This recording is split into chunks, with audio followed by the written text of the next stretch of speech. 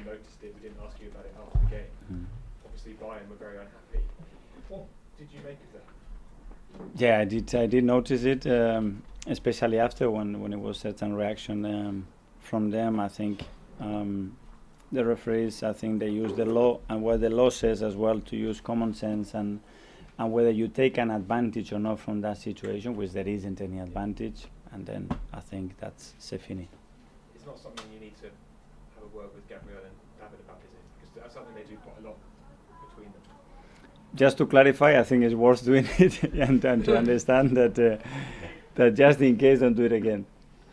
And I just want to ask you about Zinchenko, please. Yeah. In the fan base, and there's sort of, last year he was so important, everyone saw that, and this year he seems like he's perhaps not got the same sort of love as he did last year, and people have questioned his defending a bit more.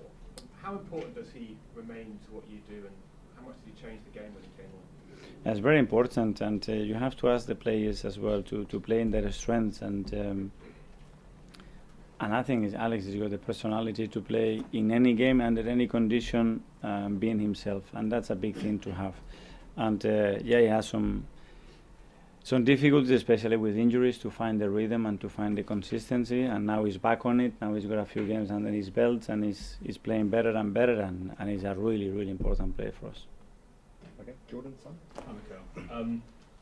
With how strong your bench is right now, you're probably going to have unhappy players who feel they should be starting but aren't. How are you managing that? Is that something you quite like, that they're on the bench and they're quite unhappy and they're desperate to prove you wrong?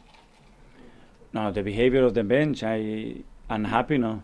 But I want players that are very happy to come on the field to make an impact. Unhappy players on the bench, I don't want. I want players that if they are unhappy to come and talk to me and understand why and try to explain it.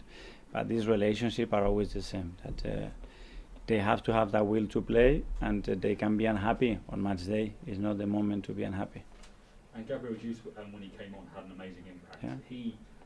He looked like he played with a bit of anger, like he was trying to prove to you that he should have started.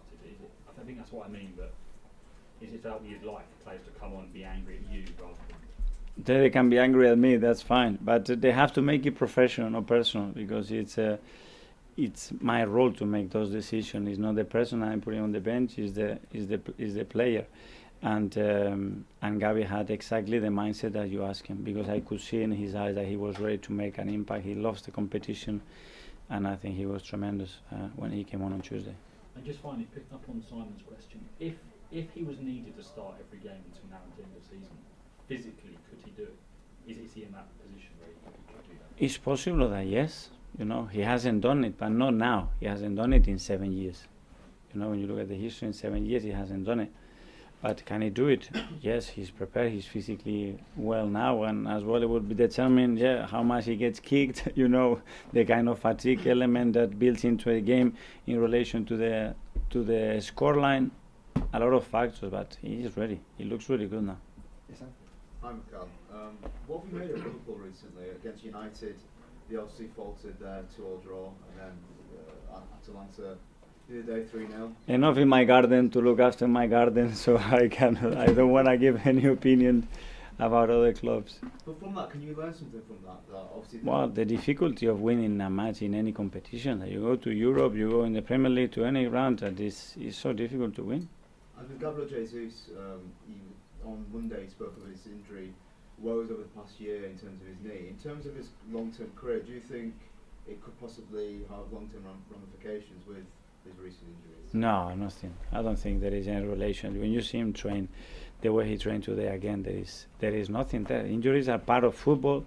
He had a few, but you look how many games he already played at his age, and the level of game he's played is unbelievable career he's having. So that's not a concern. Gary? Mikel, when you played away in Porto, for some of them it was probably the first time of that type of game, and they sort of adjusted for the second leg to kind of cope with the kind of Porto's tactics. The other day, it looked like quite a few of them couldn't necessarily deal with the occasion and around. Is there something you will do before Tuesday to kind of, so what you did between Porto and the legs, and what you did before Tuesday to get them back with that mindset that they've kind of now they can use the other day for Tuesday?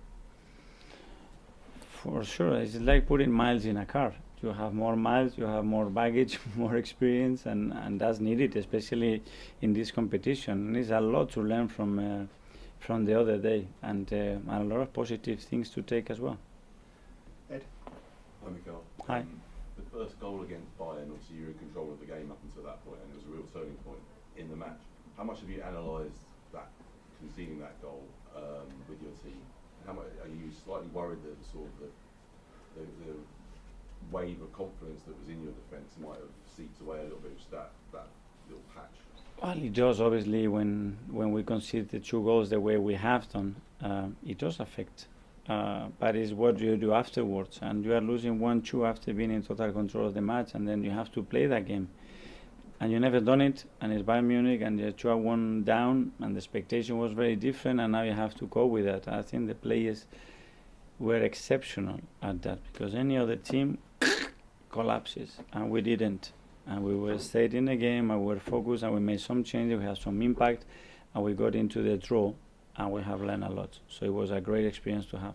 And do you think that shows you how far the team's come, from this time last year, obviously, completely we've evolved as a side? Yes, for sure. I was really impressed with that, I told them, because it's not easy. It's easy from the stand to just put in a single image without giving any context, no.